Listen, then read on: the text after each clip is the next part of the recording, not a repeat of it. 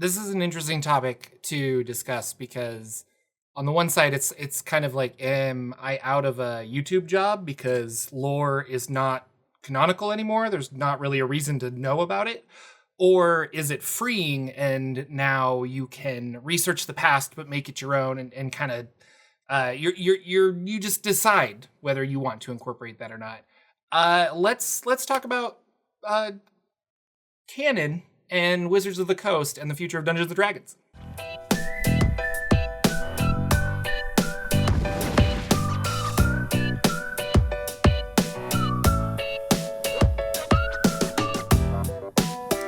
Hello everybody, Jordan here. The PH is silent, and if you haven't seen yet, today, around noon, Chris Perkins made an article on Dungeons & Dragons on Wizards of the Coast D&D site, and it explains the canon moving forward of the Forgotten Realms. This is, well, he says D&D in general, but I'm pretty sure we're kind of focusing on the realms because that's that's the big thing.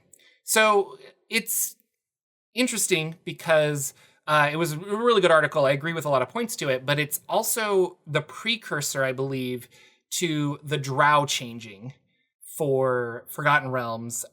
And I made a video about that earlier. Ari Salvatore's next book is going to come out soon, and I think that's going to have like the reshaping of drow canon. Like we're gonna redo some of the stuff that, or just it happened differently, kind of a thing. You can call it a rewrite, you can call it a retcon, you can call it whatever you want, I guess, but it will be different. Along the same lines, Fizbin's book is going to come out, and they were talking about creating a new set of lore for in that book concerning dragons and how dragons are at the beginning of the universe in some weird way. And their hoarding mechanic is ingrained inside of them because of that. So this is another thing that we're going to introduce new canon for all of this going forward.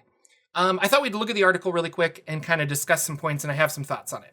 So this is Twitter, and this is the tweet that they said, like, hey, studio blog, go check it out. So if we look over here, this is D&D Canon, and Chris Perkins is like, hey, I work here. I do a lot of this stuff.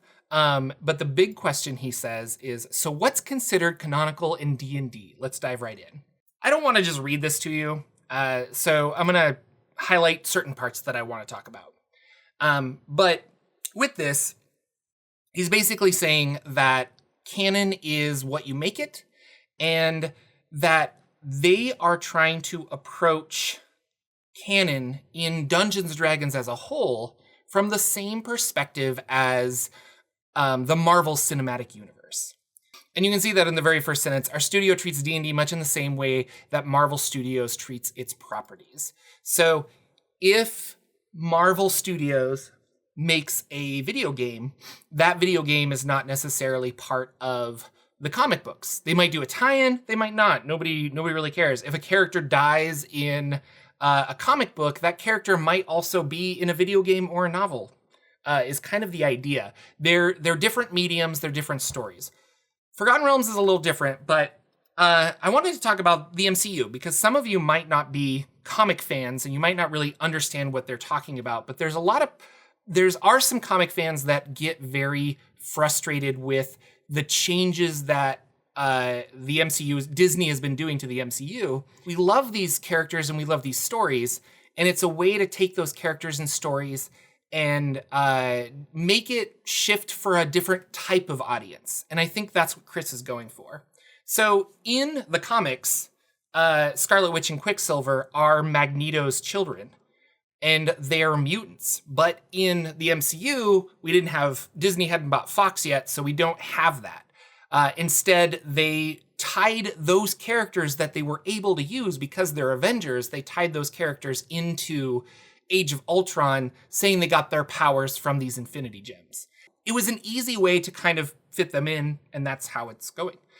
Same thing with Ultron himself. Ultron was created by Hank Pym, but we don't want to go back in time and have young Hank Pym working on something like this. It makes so much more sense to use our big star, Tony Stark, and have him be the one that created Ultron. Also, we have this cool Jarvis voice, this AI. We could incorporate that, and it's still Ultron, but it's a new, fresh take on it. So back over to Dungeons & Dragons.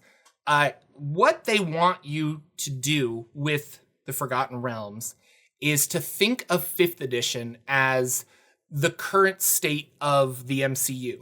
You know, we have earlier Spider-Man movies, Andrew Garfield Spider-Man movies, we have Tobey Maguire Spider-Man movies that nobody is really trying to justify them in the current MCU. We just kind of acknowledge that that was a different take on it. These characters have different authors and different things like that. So just like that with the Forgotten Realms, Wizards of the Coast would want you to play the realms as that approach, because it is your realms. And I'm a big advocate of that as well. Your experience running the game changes it, and your Forgotten Realms is very different from other people's. You read the realms, you read books and stuff, you read a Drizzt novel, and you get really excited about Lolth, and then in your friend's game, when he runs it, he might have a completely different take on Lolth.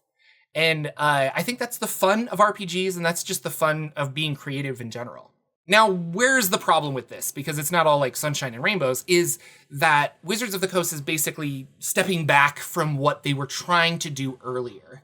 And this was also a TSR decision. So when TSR acquired the Forgotten Realms from Ed Greenwood, there was an idea of like, could this living world kind of change and evolve as a whole? And there was even something called the Living Forgotten Realms, where a bunch of different players were playing to create a massive storyline that affected the realms overall. So the people that were writing these campaigns didn't really know which direction it was going to go. That's really ambitious, and that's really cool, but it also creates, what is the Doctor Who reference? A defined point in time, in a way, where it's like, we can't change this now because of the actions that somebody else did. But it's an RPG, so it's kind of the idea of like, well, I'll just change it. Who cares? Like, I don't need your approval at my table. And I think a lot of DMs do that, but for the people that like there to be that whole storyline and like kind of like, oh, and this artifact from here, and kind of pulling all of those threads into one thing, it's really fun. And there was a gentleman who was doing exactly that. He was trying to plot out every adventure and all this other stuff to really define where and when events happen in the Forgotten Realms. And for those of you who don't know what that book is, it is The Grand History of the Realms. This was a 3.5 book that really a fan was putting together. And then Ed Greenwood was like, we should put this out. And then they did. And they built this, The Grand History of the Realms.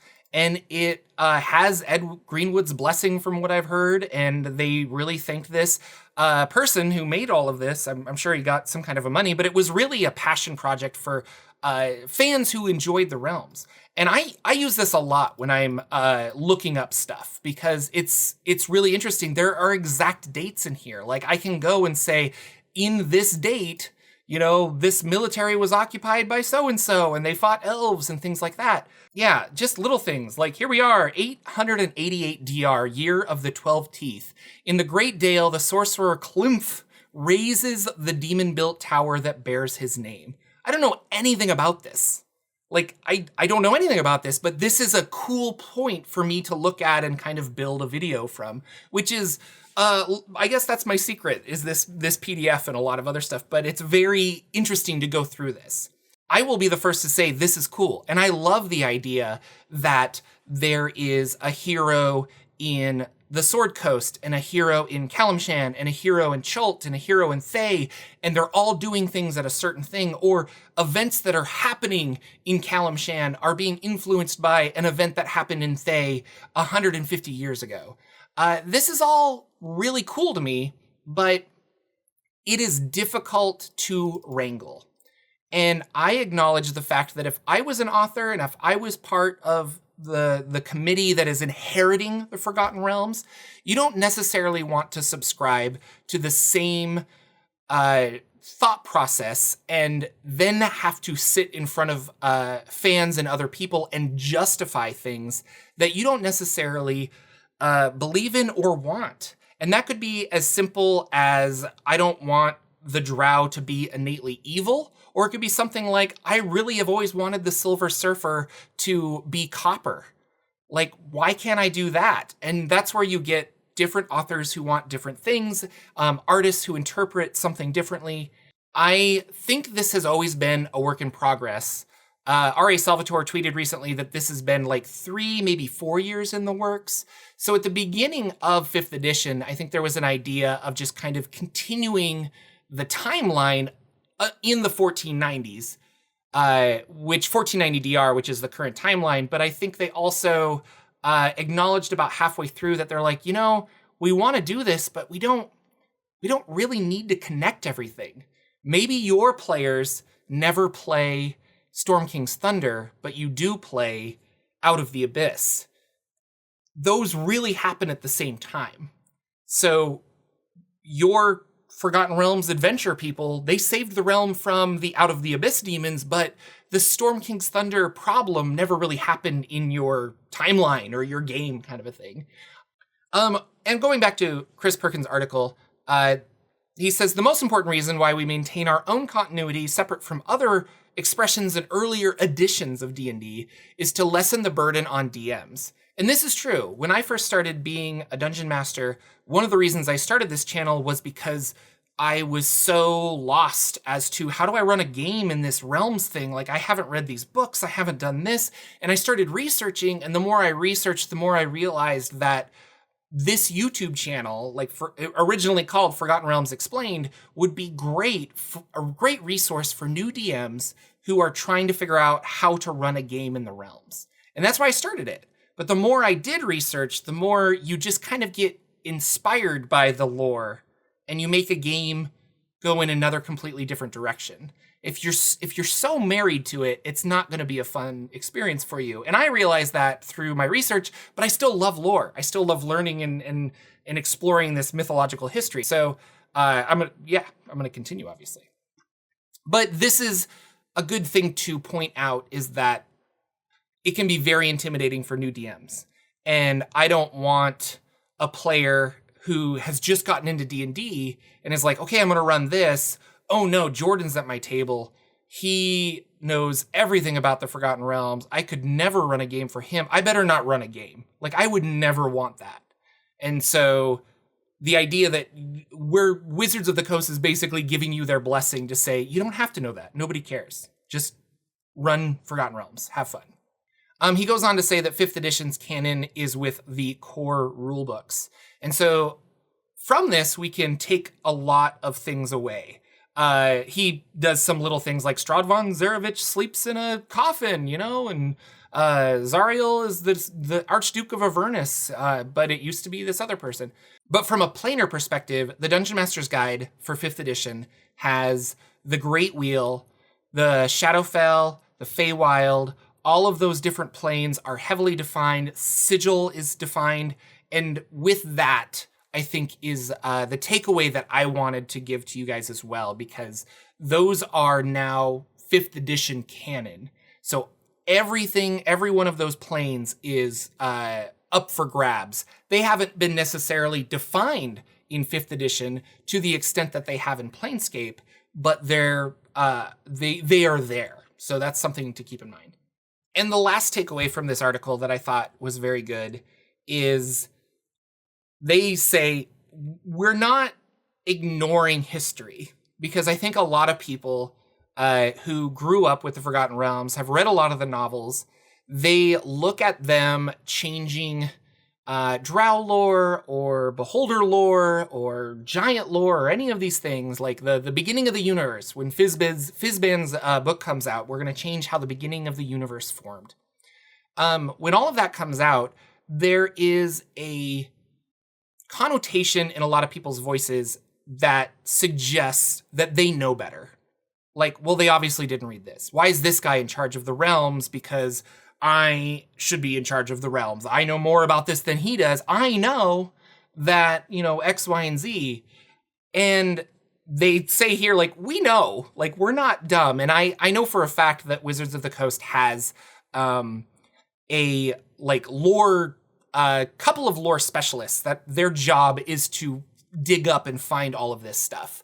But their job isn't to tell the writers of adventures that you can't use the Ring of Winter in Chult because it was last seen in this time period over here in this place. Or like, you can't use the Wand of Orcus because it was destroyed in this adventure over here and it hasn't been 1,000 years long enough for it to reform on the prime material plane. Just like if you're reading a novel from start to finish or a novel series, that's going to be that adventure in the realms. And it's going to be different if they make a TV show. It's going to be different if you read a Forgotten Realms comic. It's going to be different if you play a Forgotten Realms adventure. And then finally, there's a 5e Canon Commando quiz, and I have not taken this yet, so we'll see. We'll see how terrible I do. A stock beholder has how many eyes? And I want to say you roll. Don't you roll a d6 or is it a d10? See, I'm bad. We're gonna say. I think the front eye. We're gonna say 11 because I want to say it's 10 eye stalks and then the front eye. Which of the following is not a canonical domain of dread in 5th edition? That would be Las Vegas. Which of the following cities is not a member of the Lord's Alliance? I'm gonna go with Albuquerque. In 5th edition, where do Modrons come from? They come from Mechanus, but I do like Radio Shack. What causes the cataclysm known as the Morning? And that, my friends, is we don't know. So, kind of a fun little cheeky thing. Let's see how I did. C is the answer. I got 11. I got Las Vegas. I got Albuquerque. I got B, Mechanus. And I got D, we don't know. I will take my prize in the form of a congratulational tweet from Chris Perkins. So thank you for that if you watch this. So all 5 answers. My canon foo is the best.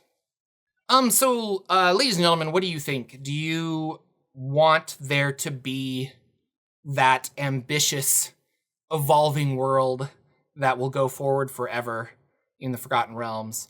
Or do you like the idea that these are memorable locations, memorable NPCs that can show up wherever and whenever you want? It makes me think of the book Deities and Demigods, where they statted all of the gods for Dungeons & Dragons, and they regretted that decision almost immediately because once the gods have stats, you know how much hit points they have to kill them.